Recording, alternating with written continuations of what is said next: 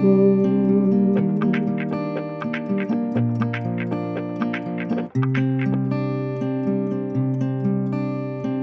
Lennon authored himself as the symbol of an era that resonated with ideas of peace, love, and communal sharing. Significantly, this icon of an era was violently removed just as society shifted from the we generation to the greed generation portrayed in the 1987 movie, Wall Street.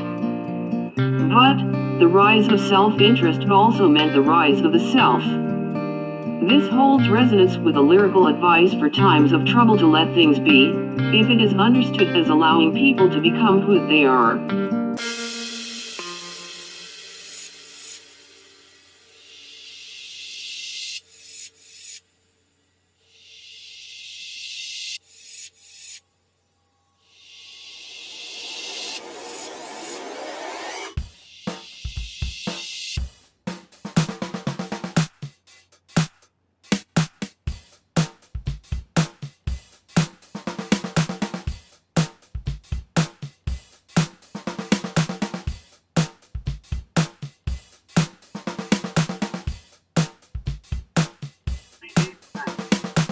The AIDS pandemic brought out some of the worst characteristics of humanity as homophobic groups and individuals seemed to revel in the suffering and death of others. The ignorance and brutality displayed by these people, who were terrified of the difference, brought awareness and sympathy from many others. It was not until 1990 that the World Health Organization declassified homosexuality as a mental disorder. In doing so, they admitted an historic responsibility for support of the ignorance and oppression of people because of their innate identity. This enlightened move came as the world was overwhelmed by AIDS.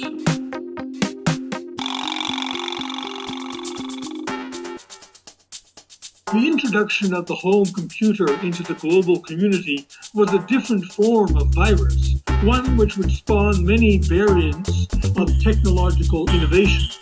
Apple brought out its version of the personal computer in 1984, even though it was Apple that introduced the key technology in 1976.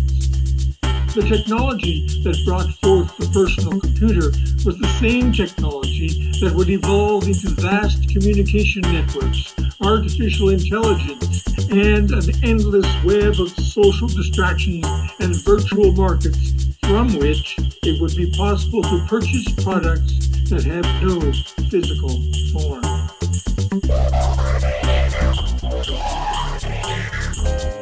In 1983, Motorola launched the first cell phone. It was a big boxy thing with an antenna which some feared could damage the brain. Suddenly, people could connect with each other unattached to a space or to time.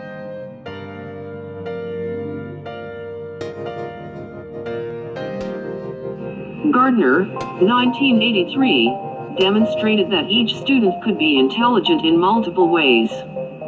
The model was free from traditional hierarchical precepts and celebrated the individual differences of the process of learning. It took hold in education because it aligned with a curriculum segregated into disciplines of study for career path management.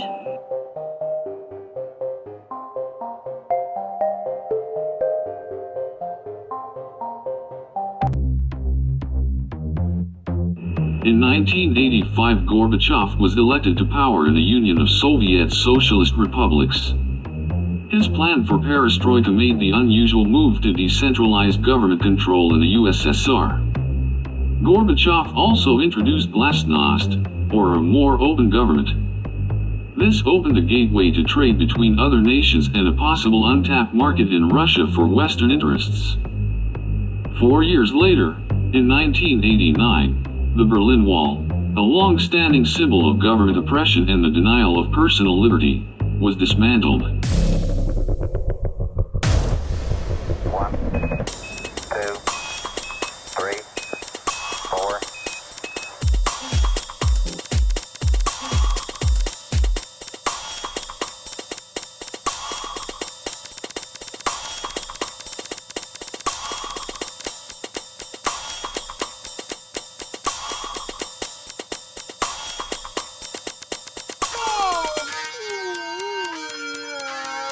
Hundreds of pro-democracy protesters, mostly students, are killed in Tiananmen Square by soldiers with assault rifles and tanks sent by the Chinese government to end the protest. A man, claiming that he was fighting feminism, entered the École Polytechnique in Montreal and murdered 14 women.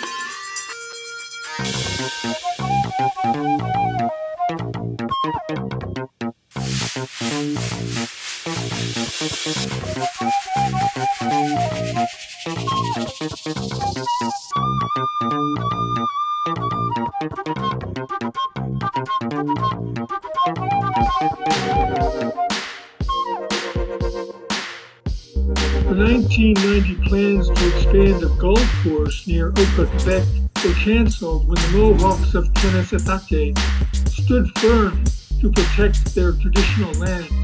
The standoff spoke to the resilience of the indigenous people to fight for their culture and an identity bound to the land. It inspired future protests against the historic attack on indigenous identity, such as the Idle No More movement and the call for an inquiry into murdered and missing indigenous women and girls.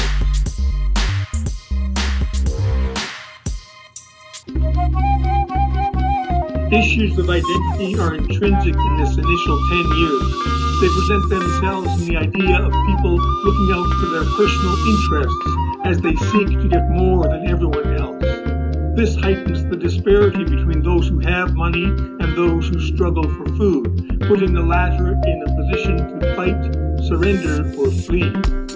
The AIDS pandemic was devastating, but it raised awareness of identity issues linked to sexual orientation, gender identification, and the right to be who we are. There is still more to do. There is still the need to demonstrate that power, money, and weapons do not give the right to landscape an identity into a golf course or confine it behind walls of distrust or fear constructed to limit self-expression. There is still the need for people to learn the dignity of difference and to let each person be. At the start of the Industrial Revolution, technology took physical work from the body. Computer technology is taking over the work of the mind.